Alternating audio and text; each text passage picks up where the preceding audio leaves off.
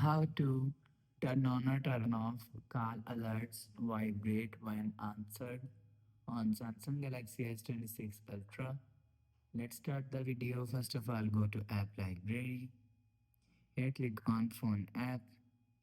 After click on Phone app, click on this three dot icon and click on Settings. Now in Call Settings, scroll down and click on Call Alerts and Ringtone. After click on Call Alerts and Ringtone, so you will see Vibrate when answered is here.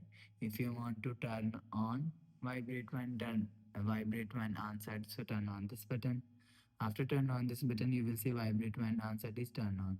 You will, if you want to turn off vibrate when answered, so turn off this button.